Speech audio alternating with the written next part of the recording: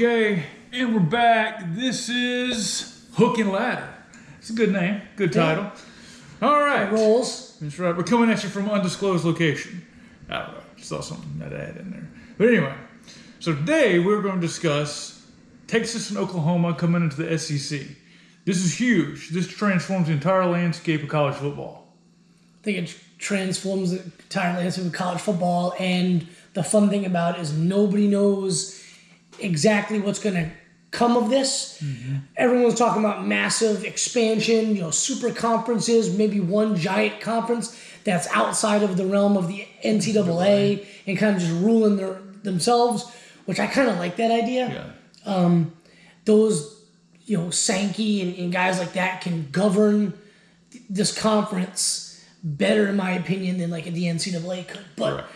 I gotta admit, I was at first when I heard the rumor or the news rather, I was completely against it. I was like, it doesn't make any sense. They're not even remotely in the SEC, as far as geographic area. And I was like, this is stupid. And then the more I thought about it, the more I loved the idea. I think it was great. I love Texas. Oklahoma, I'm not such much a fan of. Their fans have been insufferable in the last few days. I think they're going to be in for a rude awakening, but I think eventually they're going to get a lot better, as everybody else will. I think it's just, what's that saying? High tides raise all ships. Mm-hmm. I think that's going to be what the scenario is with this eventually. Well, it just changes the entire landscape of everything. Mm-hmm. With this, the players getting paid now, it's setting the stage for some reform of some sort. Mm-hmm. But I think there's other implications at play here. Like somebody's got a grand vision for something and they're not telling anybody yet because there's too much money in the game. You got the playoffs expanding. You got all these different things happening. It's got to translate into a grander vision about the people who are in charge, and they're just not saying it right now. Mm-hmm. Granted, I think super conferences are coming, and we're well on our way right now. I wonder where this is at 5 years from now. There's been rumors of the Big 12 now absorbing the AAC. Mm-hmm. Again, high tide raise all ships. Mm-hmm. Some of these smaller programs are eventually going to become bigger contenders with the more money being funneled into them. Just most people probably watching this are too young to remember Florida State. Florida State was a small program. Bowden came in and had the idea, we'll play anybody, anytime, anywhere. And slowly but surely, they became a national power. Mm-hmm. And I think you might not see that with some of these smaller schools, but the potential is there. Right. Just think of maybe so obviously the pressure right now is on Warren and the Big Ten.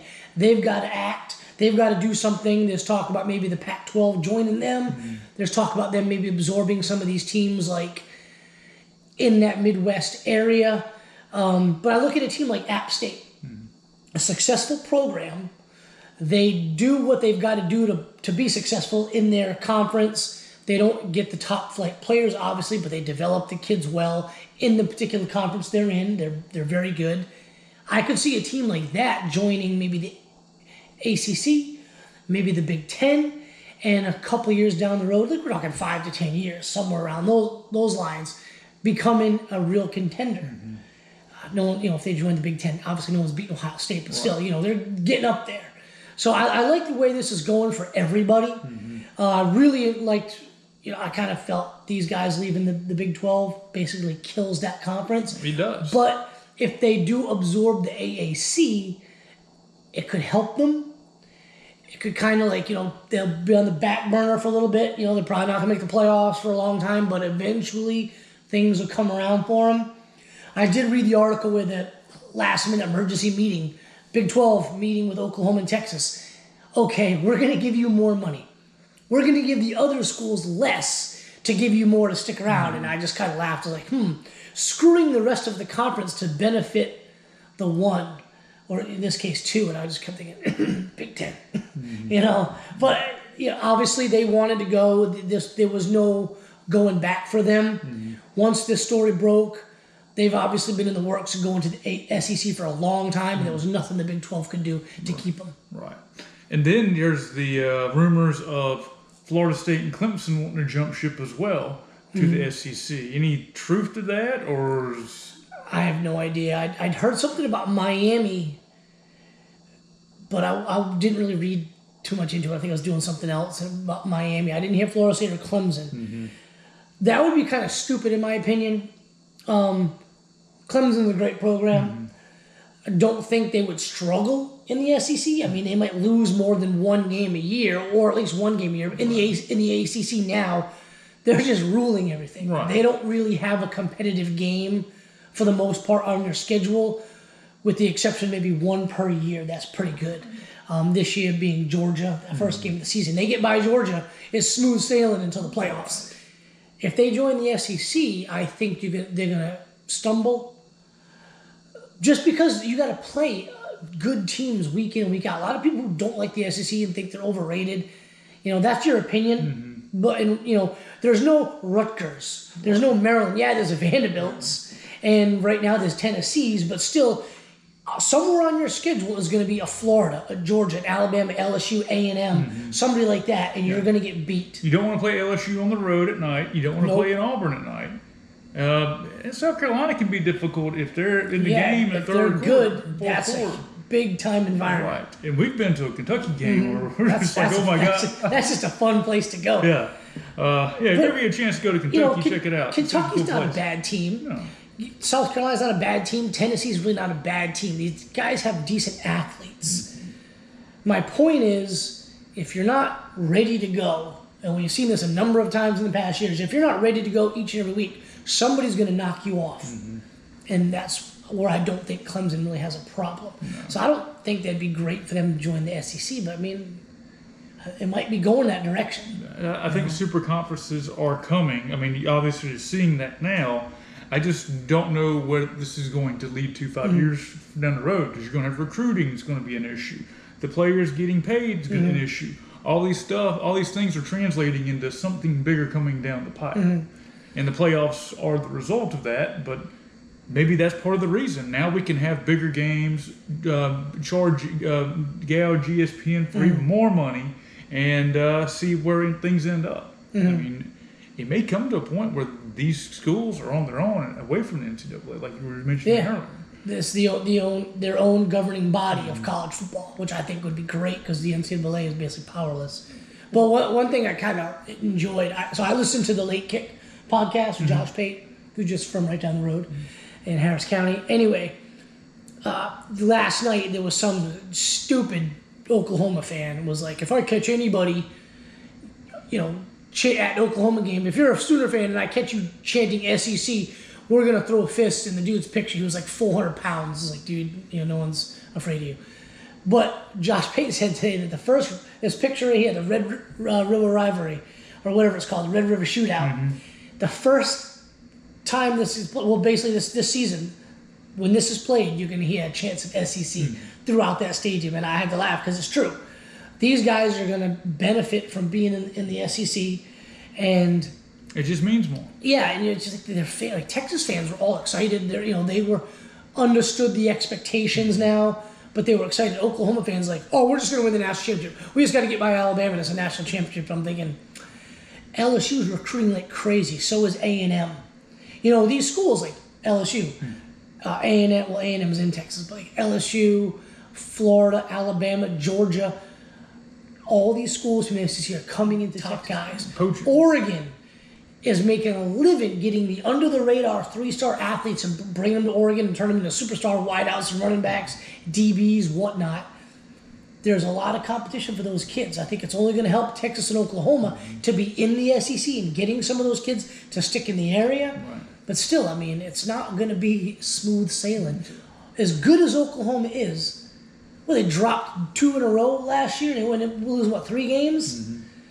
That's kind of going to be the norm, in my opinion, in the SEC. And I think it's going to be the norm for everybody else. These guys joining the conference, I think Georgia, Florida, LSU, Alabama, they're all going to end up getting beat at some point. Well, 10-2, 9-3 is going to be the norm throughout the conference. Because you're getting 2 decent teams joining your conference. Right. And the only way you go undefeated in the conference if you are the elite team in the country. That being said, so I remember me and you having this discussion like 10 years ago about, the Alabamas, everybody's trying to chase Alabama down. And it's still going on.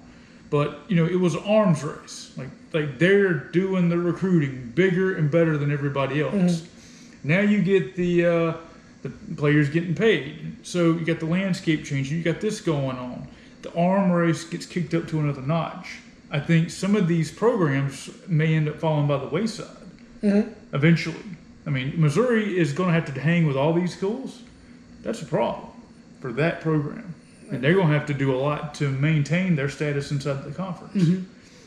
And that's not that. I mean, they've made one SEC title game since they've been in 2013. They got beat by Auburn. Yeah, and they were a decent team. They were a really good team. They had those 3 6'6" wideouts, who none of them did anything in the NFL. I think the best one, that Dorial Green, was it Dorial Green Beckham? I believe so. He was the one that got couldn't stop smoking weed and just washed out the NFL within a year.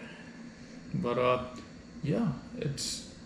I'm very excited about what the changes are taking place. But I think the old NCAA structure, I'm glad it's gone. But at the same time, there has to be a new governing body to run over all this. I like, and I got to read more about this. It came out this week, and I got busy and didn't really read too much about it. But apparently, like we all know, that the Big 12 sent a cease and desist order to ESPN. The rumor was, or at least their belief was, that ESPN was actively trying to facilitate getting teams to leave the Big 12. Right.